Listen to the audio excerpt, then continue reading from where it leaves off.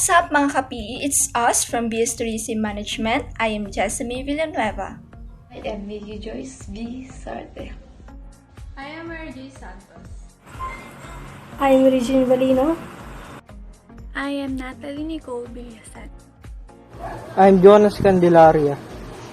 I am Jelmon Vargas. I'm Jericho Sarte.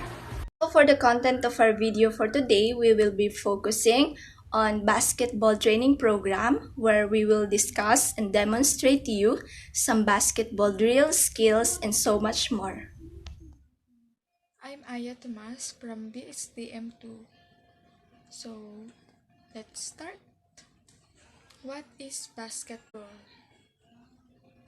Basketball is a game played between two teams of 5 players in which goals are scored by throwing the ball through the net hoop picks above each end of the court. Ang basketball ay isang palaro or nilalaro ng mga kalalakihan or pwede din ng mga babae, bakla, or whatsoever. And then, meron itong dalawang team na manlalaro na kailangan makapuntos sila sa bawat pag-shoot nila ng bola.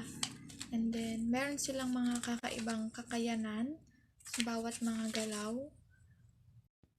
What is basketball all about? Basketball is a team sports in which two teams, most commonly of 5 players each, opposing one another on a rectangular court. Meron itong mga characteristic: contact, limited contact, team members, 5 per side, mixed gender, yes, separate competition, type, indoor, outdoor, equipment, basketball, venue, indoor court mainly or outdoor court, street ball. Glossary of basketball. Good day everyone! My name is Sara Micaela Recto from Bachelor of Science in Tourism Management. Today I will discuss to all of you the basketball equipment and facilities. Number 1, basketball court dimensions. The size of NBA court depends on the playing level. The size of the court for NBA and college game is 94 feet long and 50 feet wide. It is smaller for high school and junior high.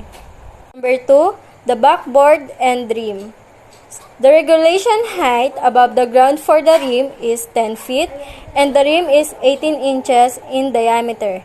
Backboards are 6 feet wide or 72 inches by 42 inches tall, with the inner square being 24 inches wide by 18 inches tall.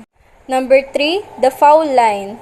All the size courts, the foul line is 15 feet in front of the backboard. Number 4, the key. The key is 12 feet wide and is the same for all basketball courts.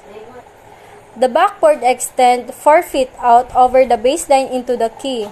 A half circle of diameter 6 foot extends from the foul line away from the basketball to complete the key. Number 5, the 3-point line.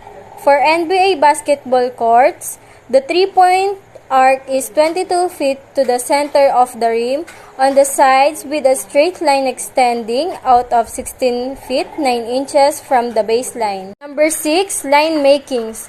All line marking on the floor are 2 inches wide and can vary in color. Number 7, size of basketball. Official size basketballs measure 29.5 in circumference and have a standard weight of 22 ohms. Size 7 basketballs are the standard ball size for most men's professional basketball association, as well as men's college and high school basketball leagues. This is my part. I hope na may natutunan po kayo. Thank you! History of basketball. Basketball came to existence through the ingenuity of Dr. James Naismith. It was first played in 1981 at Springfield, Massachusetts YMCA.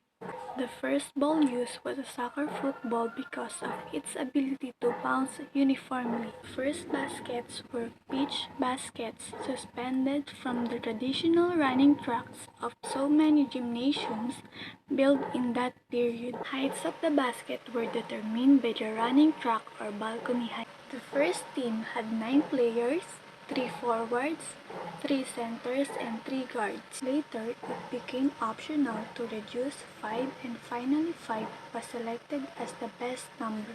As late as 1950, a total of 16 foreign nations had hired Americans to teach the game abroad, conduct clinics, and act as consultants in schools and cities. Basketball was first used in Olympic Games in 1936 in Berlin, where United States toyed with L opposition.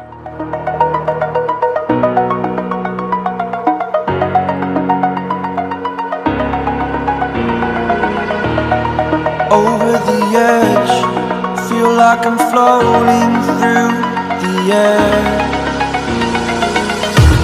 The pain I felt is paid for, all is said and done.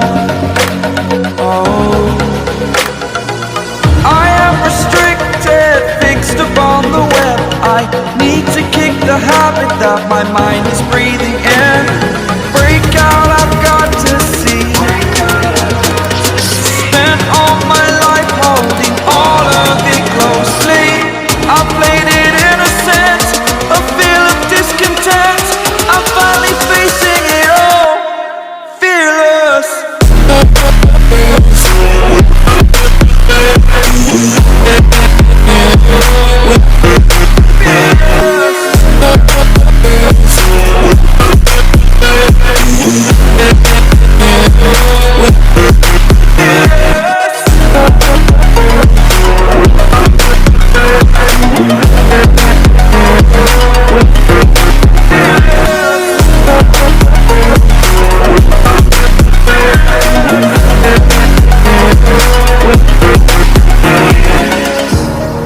Burning the bridge that keeps us. I'm here and I'm feeling fearless. Exaggerated, that's what you assume. The story's over now, I must conclude. I am conflicted, watching where I step still, hanging in the balance. Not the life I want to live, I want to take it all. Standing tall, fear outweighed the person you are. Oh, break out, I've got to see. Spent all my life holding all of it closely. I played it innocent, a feel of discontent. I'm finally facing it all, fearless.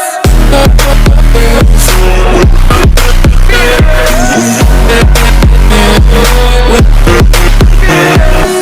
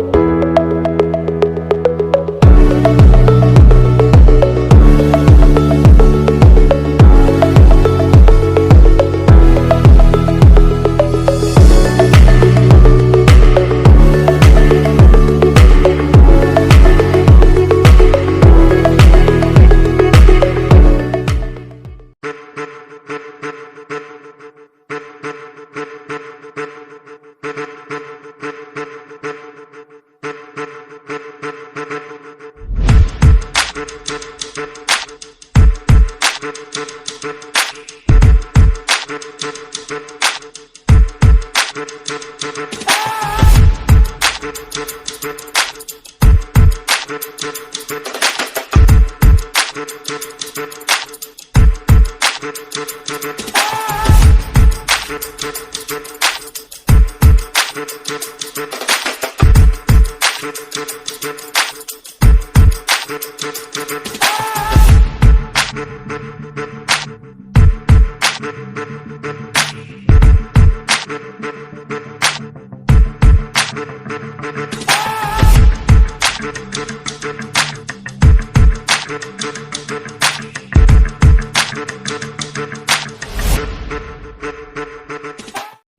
guys, my name is Jender ng April X Dalman and hindi ako masyadong nagbabasketball pero papakita ko lang kung ano yung makaalam ko sa pagdating sa layups and jump shot.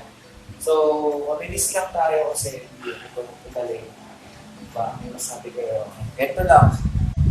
Kung kanan kayo, ang gagamitin yung tulak ng bola is yung syempre right, then yung kaliwa pang alalay lang siya. So, parang ganito, ayan. So, ayan, ganito. Siyempre, pag jump shot, talaga, parang ganyan. Tatanong yung malakas kasi asukaan to ako ulit. Hindi dapat masyadong talaga. So, ayan lang. Ito, so, tapos tayo sa may jump shot, ngayon naman is yung layup. Ituturo ko lang na layup is yung siguro pinaka-basic kasi makagakain ng basketball. And madami kasi yung types na layup, yung alam ko lang yung napaka-basic. Pero mayroon mga talagang magagaling tulad yung na hard layup, na kumili layups na yung yung mabablock na pero mali-layup pa rin tayo. Pero ito kapakita ko lang yung layup na pinaka-siguro very basic. So ito, tatakwa ko, tapos kumana screen, ito, ganyan lang. Tapos, ayan, ito. Tapos, gagano ko lang siya. So, ayan lang, gano'n. Ayan, gano'n lang. So, ayan lang, amazing, diba? So, ito ang alam ko. Sana may enjoy kayo. And thank you. Hello mga ka-PE! So for today's video, I will show you some rules and regulations on playing basketball.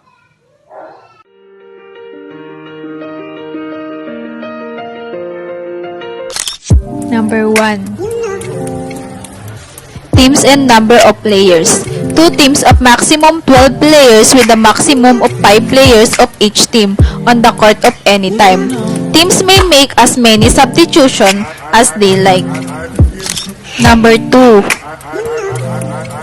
Scoring. A best score from near basketball inside the 3-point arc is worth 2 points. A basketball scored from the free throw line is worth 1 point. Number 3. Shot clock. When a team gains possession of the ball, they have a maximum of 24 seconds to attempt a shot. Additionally, offensive players may not remain within the restricted area for more than 3 consecutive seconds. Number 4. Fouls. A personal foul occurs when the 3 is illegal contact between 2 opponents. A player who makes more than 5 personal fouls is excluded from game. Number 5. The objective. The objective of the game is to put the ball into opposing team's basket. The team with the most points at the end of the game wins. Number 6. Moving the ball. The ball may be either passed from one player to another or dribbled by a player from one point to another, bounce while walking or running. Before passing or shooting the ball, a player may take 2 steps without dribbling. Once a player has stopped dribbling, he may not start to dribble again. Once the team in possession of the ball has passed the half-court line, it may not cross back over the line with the ball. Number 7. Durations. The games consist of 4 periods of 10 minutes. If the score are tied, overtime periods of 5 minutes will be played until one team has point than the other at the end of the 5 minutes period.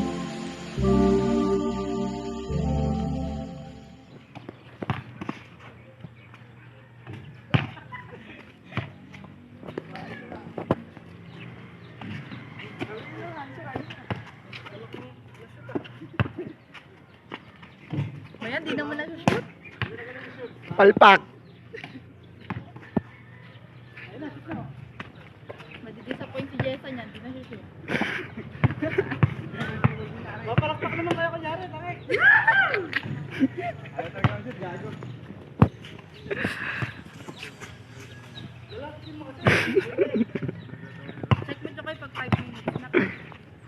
41 seconds pa lang.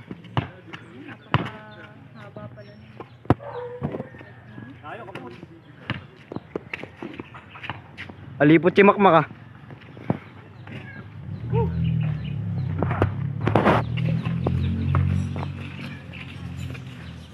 Yun.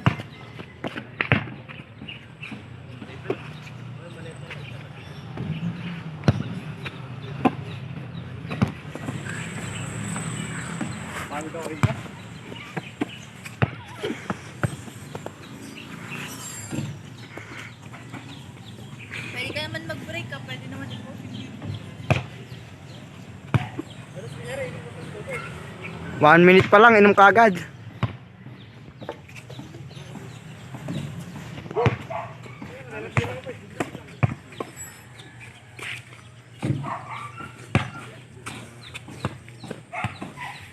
Walang sablay oh.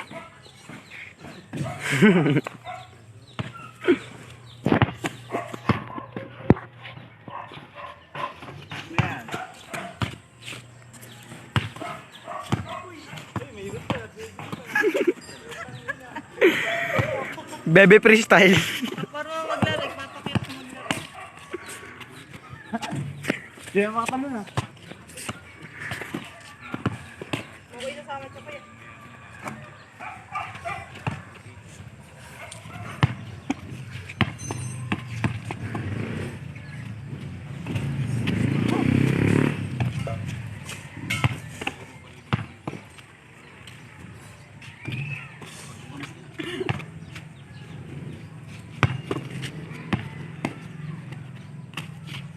Wala ko dadakdak.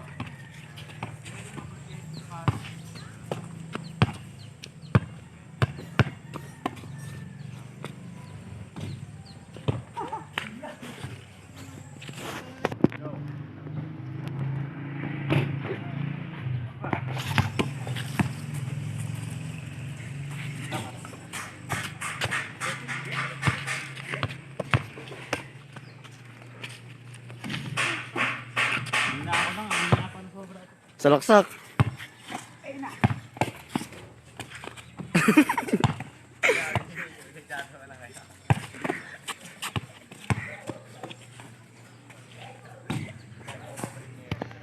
Dati tira din si Makmak. Yung ano, jumping late.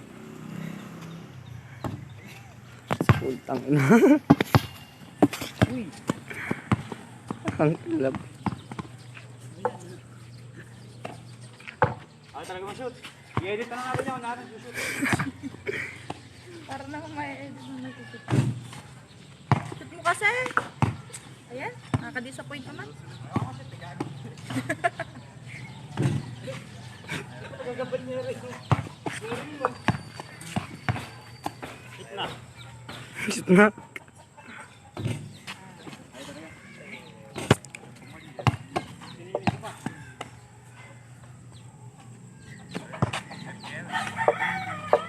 Four minutes na.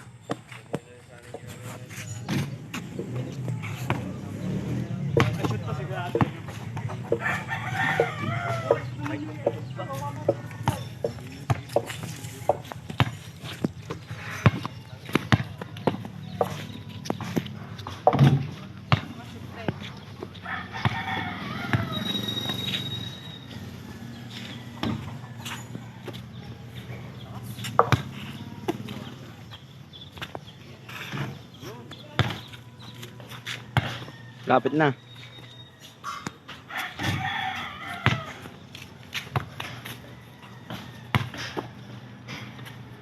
5, 4, 3, 2, 1, 0. So hello mga kapi, it's me again. Para sa last part ng aming video, I would like to discuss a little about our learnings.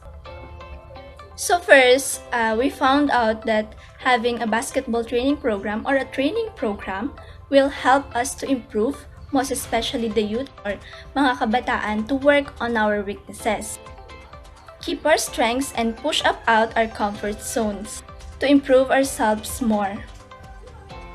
It is not just we walk on the gym, but we do everything with or without plan.